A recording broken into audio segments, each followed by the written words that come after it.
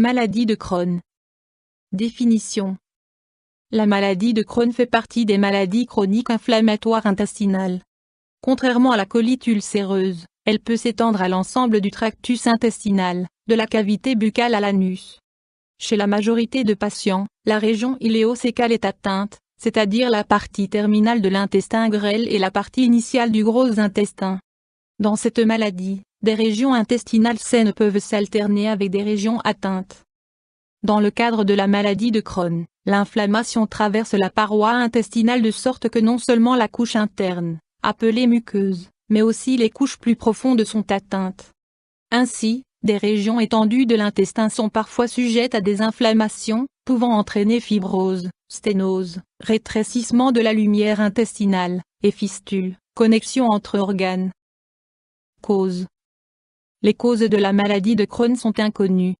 Il est généralement admis que plusieurs facteurs sont impliqués dans le développement de la maladie. Prédisposition familiale. Mode d'alimentation et nutriments consommés, exemple consommation importante de sucre raffiné. Troubles du système immunitaire. Causes psychosomatiques, situation de conflit, stress. L'influence possible de bactéries, telles que le Mycobacterium paratuberculosis, ou de virus, est actuellement en discussion. Troubles, symptômes. Poussée de fièvre et de diarrhée, associées à des douleurs abdominales. Crampes abdominales. Manque d'appétit associé à des variations de poids corporel. Douleurs et signes d'infection en cas d'abcès et de fistule intestinale, peuvent être diagnostiqués par le médecin. Altération de l'état général. Examen, diagnostic. Anamnèse avec prise en compte des antécédents familiaux et des symptômes du patient. Examen physique, le médecin peut parfois palper des abcès ou des fistules au niveau du rectum. Coloscopie avec prélèvement de fragments de tissu pour examen microscopique. Examen radiographique des intestins après ingestion de produits de contraste. Échographie. Examen des selles, détection de bactéries et élimination d'autres causes. Examen sanguin avec mise en évidence des marqueurs de l'inflammation et détection d'une anémie.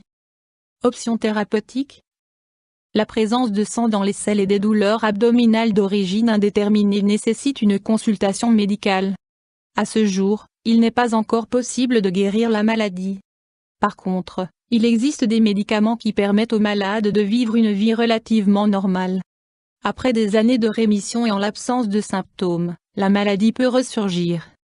L'espérance de vie de la plupart des patients est néanmoins normale. Mesures générales. Lors d'une poussée aiguë.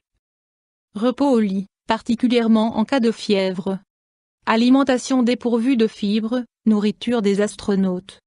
En cas de perte hydrique, compensation hydrique avec administration de nutriments, vitamines et préparation de fer. En cas de poussée sévère, hospitalisation avec mise au repos des intestins et administration de perfusion intraveineuse.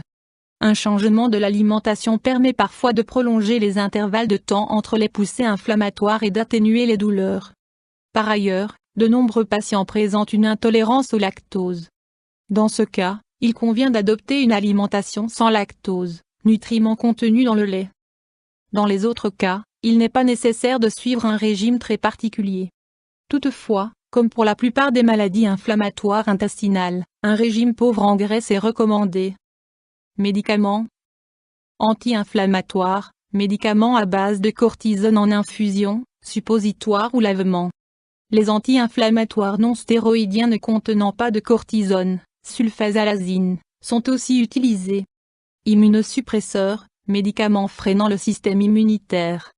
Anticorps anti-TNF, présentent une activité anti-inflammatoire et empêchent la progression des réactions inflammatoires.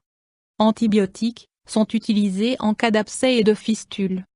Dans une petite étude clinique portant sur 75 patients, l'efficacité de l'encens a été comparée à celle de la mésalazine. L'extrait de l'encens, Boswellia serrata, semble avoir des propriétés anti-inflammatoires. Chirurgie. Les parties de l'intestin sténosées, rétrécies, peuvent être dilatées au moyen d'un ballonnet. Fistule et abcès nécessitent une intervention chirurgicale, nettoyage et fermeture. Les sections du tube digestif fortement enflammées peuvent être enlevées chirurgicalement. Cette intervention est néanmoins uniquement indiquée en cas de risque majeur de complications, comme perforation intestinale, péritonite et occlusion intestinale. Les interventions chirurgicales doivent être réalisées uniquement en cas de nécessité puisqu'elles ne sont pas dépourvues d'effets secondaires tels que diarrhée sévère, calculs biliaires ou calculs rénaux, ainsi que des complications dans la zone opérée. Chez environ 80% des patients, une intervention chirurgicale devient incontournable au plus tard 10 ans après le début des symptômes. Psychothérapie. Comme la maladie limite la qualité de vie des patients, un suivi psychothérapique peut s'avérer très utile. En Suisse, plusieurs associations de patients qui apportent aux malades de l'aide et du soutien se sont formées. Complications possibles. La maladie ne peut pas être guérie, seuls les symptômes peuvent être atténués. Entre les poussées inflammatoires, les patients peuvent être asymptomatiques pendant des mois.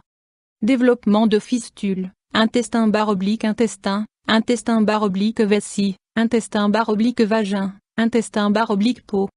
Hémorragie et anémie par manque de fer. Occlusion intestinale totale.